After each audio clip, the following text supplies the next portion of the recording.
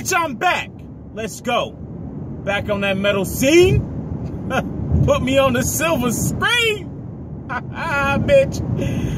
But seriously though, a little bit of money freed up. So want to talk about investments and also just business. This will be under the business flag, I guess, or business tag. Essentially, so my credit cards, I had to, like, you know, couldn't make the minimum payments on some of them because of the amount of money that I have to put into the business itself to keep it going. It's more important. I just take the loss and, you know, pay whatever I need to, and then just repair my credit, which I've done before. Last time I did it, I came out of it and I got 50, 60,000. I don't really have any plans of buying anything. Again, plans change, things change, shit happens. So that could change at any moment. But for the most part, cash is king. Oh, getting off here. Cash will be king here. And essentially, so I just can't make the minimum payments on some of these things. And it's not that I don't have the money, it's just I just don't have the money for that. Well, I guess that's pretty much not having the money. Anyways, so what I'm going to be doing is taking a little bit of the extra funds that I've gotten recently, or been able to gather up recently, since, you know, they're going to put me in collections on some of this stuff. Being transparent about it. I want you guys to understand, anybody that listens to this, when you're running a business, don't fear creditors, collectors, and bad credit. I think you should have good credit. You should try and maintain good credit, but also you have to make a choice. What's your priority? Is it more important to have your business running on a regular basis? If you've taken that money that, for instance, in my case, I don't have bad credit in this case, or I didn't default on these loans in this case because of the fact that I was taking the money and spending it on frivolous, stupid stuff. It was because I invested in my business and it's just taking longer to come back. And it is what it is. I just have to deal with it. It's not where I wanted to be. I struggled for a couple months, and I just said, hey, listen, man, I can't make it happen. It's more important to me to make sure that the business stays open. Am I really okay with this? No. You don't want bad credit. You don't want your credit to falter or get into these bad positions. This is a bit of piss poor planning, also on not just my end, but when you're dealing with business partners. I'm in a situation where out of the 3 business partners, only 2 of them are paying the bills. Again, I go back to that's okay in this case, because the one business partner that's not paying the bills, out of nowhere, he came up with 17 grand and was allowed us to actually open up everything. He's going through it as well. So this is a good thing about building a good business team, or a team of owners, partners, what have you. We said, okay, no problem. Don't worry about the monthly bills. Hey, listen, man, do whatever you can. But, you know, he has to deal with that 17 grand himself for now, until the business can really start to pay it back. For the most part, you know, for pretty much everything, my other business partner and I have split that, which is actually, again, this is why I can't, you know, make the minimum payments on these loans. So again, this is where piss poor planning shows and rears its ugly head. And I'm like, well, you know, listen, man, you fucked up. You didn't plan this properly. You didn't plan this well enough. You screwed yourself, and at some point you just have to accept it. You don't want to be traveling down this road again. Excuse me, pun intended. You don't want to be traveling down this road again, but you're going to have to travel down this road. You're going to have to take that you fucked up exit, in a sense, and, you know, go through that whole set of bumpy roads, stoplights, so on and so forth. So it is what it is. Higher interest rate loans, inability to get larger loans and other things. So deal with it as you may, understand and you know your priorities getting into a business, and always try your best to keep calm and work out plans. When my business partners and I talk, one thing I like to show them is that, hey, I make sure that I always think and I try to have some type of plan to ensure that things keep running. You know, think fast, think on your feet. You know, make it to the point where it's not going to be something like, oh, well, you know, I don't know what to do, and then you're pretty much at a stopping point. So that's one thing about business. Is this the right time to make investments? No. But at the same time, I have to look at the market and take a little bit of that money that I've stockpiled, because I'm just not going to pay that right now for some of my cards, because I've asked them for deferments. I tried to work something out with them. They weren't down for my plan. So then I said, hey, listen, okay, no problem. Go ahead and cancel the accounts. I can't do anything about that. Is that good? No. But at the same time, you deal with what you got to deal with. I know I've made an investment. I know this. I feel that this investment can come back and do well for me within the next 5 to 10 years. And I'm looking at this in a long-term play and a long-term basis. The bad credit, it usually only lasts for a little less than 5 years.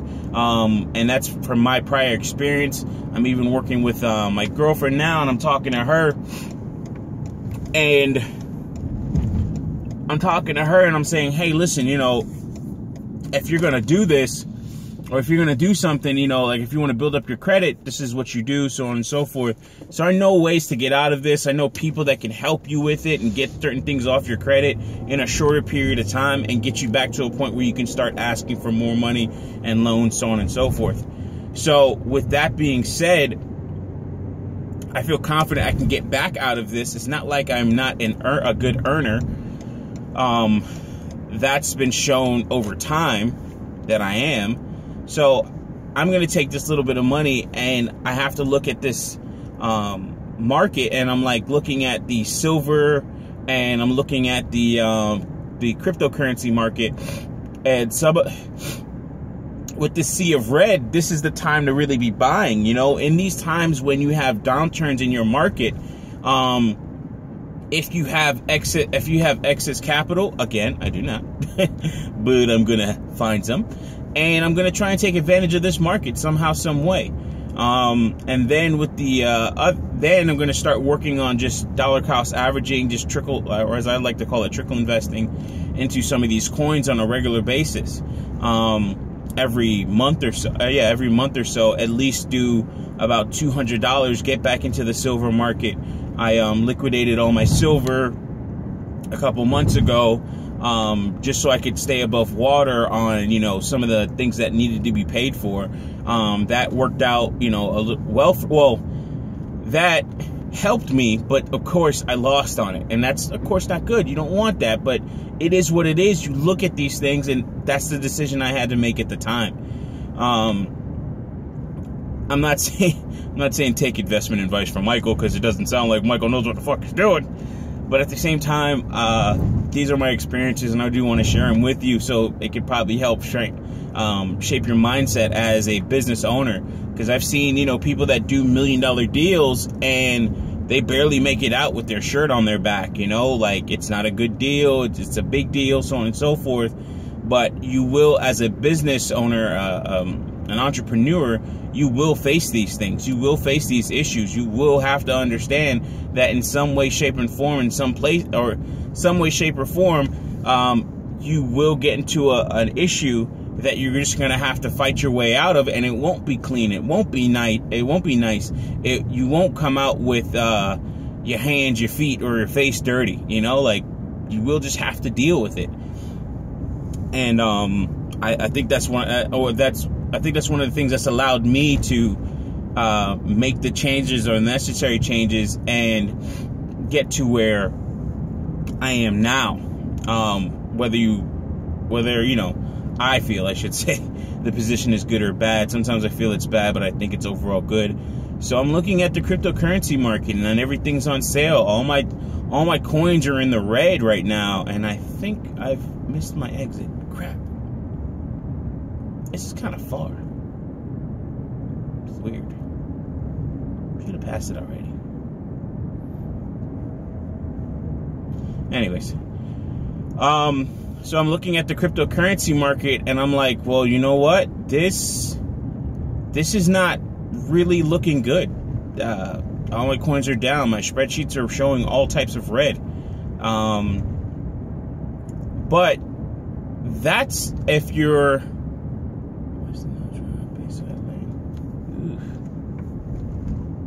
That's if you're looking at this from the standpoint that you want to sell your coins. I'm not trying to sell my coins anytime soon. I'm really trying to take what I have and hold it for a long period of time. These are long-term investments. I'm a long-term investment type person. When I look at certain things, I'm not looking for a quick flip. I'm looking for taking this and passing it along to the next generation. You know, my nephew, kids, if I should so have some, which I do want some. It's hard doing that, and you know, it's hard being a MGTOW and thinking that way, but it is what it is. I might just have to make that sacrifice to actually just have children in this environment, but or adopt. It's also been on my mind too, but I have to be in a different place to actually do things like that. But I'm a long-term investment type person. I don't want to look at real estate and say, all right, cool, I'm going to flip that and in a couple months. I don't think that fast, or I don't think on that level. I usually think in terms of 2, 3, 5 years, 10 years. This salon is a 10-year deal for me. I'm not looking at this as just a 2, 3, 5 year deal. It's just 10 years going on 15, really, you know, and it's something that I want to have as a moneymaker for myself, and be a part of my financial empire in a sense. So it's just something that I could see myself doing for a long period of time, or selling it out, or selling my shares in it, or my stake in it, and going from there. And that's just a little, as I digress, it's a little bit of a tangent going into my mindset when it comes to investments. So getting back to it, I'm looking at buying some Cardano, Verge. I gotta do a little bit more research on that. I believe Extrabyte, XBY, maybe some XRP. It's still a little bit too high for me, and it's on the uptick. Really, yeah, see, I totally took a, wow.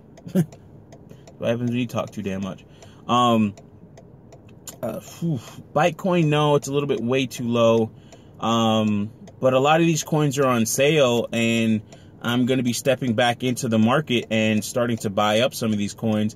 Also, on a monthly basis, taking at least about $200, $100 in $100 a month in silver, and then another $100 a month in cryptocurrencies, and putting that aside, and then just keep on investing in those and doing what I did to get into the market in the first place. That's how I got into cryptocurrencies, was just doing a little bit at a time. That's how I got into silver, just doing a little bit at a time. So making it down to my coin supplier, which is a local jeweler, making it down to them, you know, buying a couple pieces of silver, buying a couple, you know, eventually buying some gold at some point, you know, if I can make it up to that again.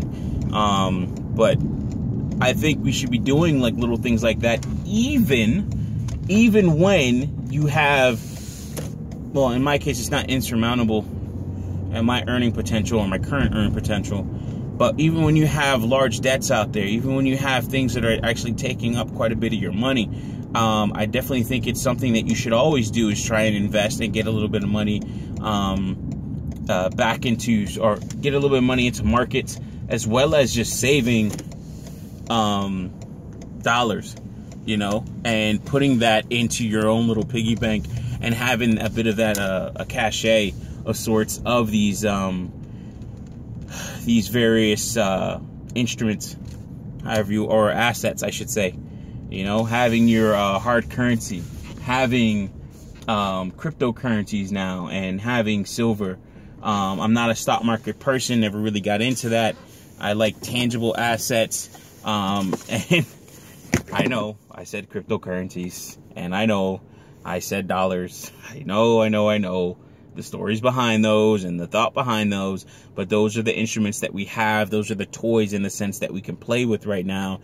And I think we really should be looking at these things and holding them for holding them for rainy days, and be diversified as well. So just in case, I mean, you know, 2 out of 3 of those go down between your local cash, your what's it called, your local currency, your precious metals, and between your cryptocurrencies. If 2 out of 3 of those fail or has an issue, then guess what? At least you still have one, and you're not completely out of the game, and you have something to work with, depending on the environment, you know. So that's always good. And then of course, you know, things like you know, making sure that you have your bullets, you know, your other shit hits the fans, items, things like that. But trying to diversify, and, you know, just getting back, again, now that I'm in the point where I'm just in collections and I'm at a fuck it point, I'm like, all right, cool. I'm just going to take a little bit of this money and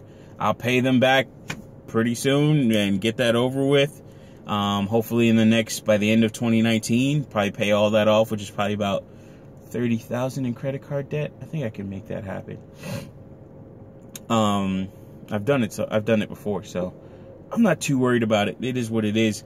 But when you work in business as long as I have and had to deal with these things, and these things aren't nice, they aren't pretty, you just deal with them. It is what it is, man. So a little bit of my mindset. I rambled on quite a bit on this video, and I hope y'all enjoyed and found something out of it. Even if it's just, hey, don't do what this fucking idiot did. Bye. Thank you as always.